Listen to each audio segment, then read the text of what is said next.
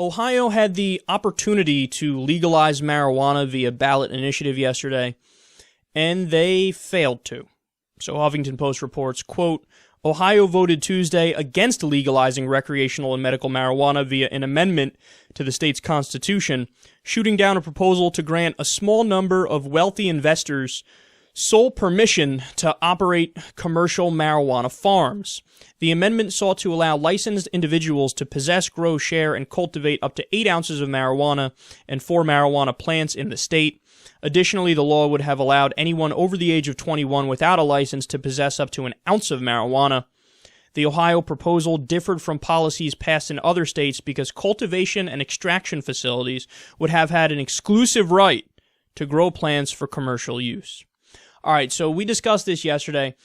It was so controversial the way that they went about trying to legalize it that even pro-legalization advocates who had been fighting for this for years came out against it and said, I can't be for this because this is the worst possible way to legalize it, where you're setting up state-sanctioned monopolies and you're making it so that it's not a free market and it's a rigged market, and it's obvious this is birthed out of corruption and nepotism and only to help these people who want to get in on the ground floor to make money off this marijuana boom. And if we're going to legalize it, we got to do it right. We got to set it up where anybody can set up a business and, freedom, that crazy thing where others have the opportunity to get involved in this as well. And it's not just ridiculous bribery that led to some people getting favoritism.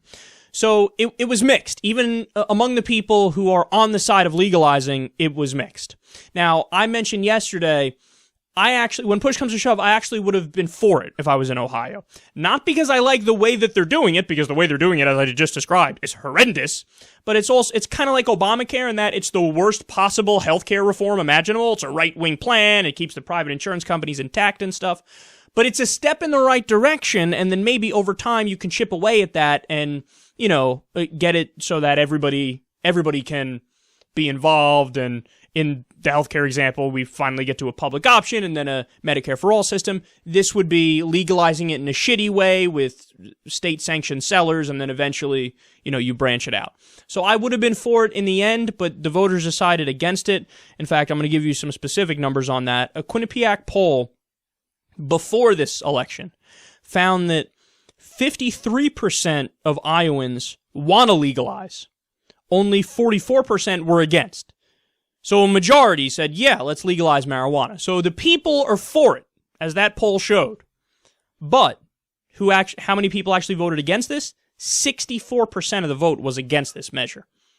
Which means, of course, number one, the Democratic turnout was low, as it was, and as it almost always is in the off-season elections. And also, the way they structured it was just overwhelmingly hated. People couldn't get past the favoritism and the nepotism, and only these people can make money off of it. That was too much. It was way too far, and people were against it. So this does open the door to maybe, they say, in 2016 to try something the same in terms of legalizing weed, but doing it in a better way. I'm very curious to see how it ends up. I do think that this issue of decriminalizing and or legalizing marijuana is kind of looking like the next gay marriage, if you will, where there were some states that were against it and they slapped it down repeatedly, and then after a while the dam broke. One place gave, then another place gave, and everybody's like, what the fuck are we doing? Yes, gay marriage, gay marriage. And then eventually the Supreme Court was like, okay, you have a right to gay marriage.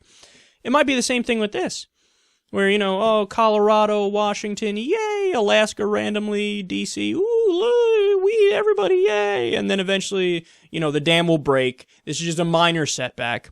Again, I would have been for it, but understanding all the downsides of it. But we'll see where it goes from here, man. Even though this was not really a victory in yesterday's election, I'm optimistic for the future.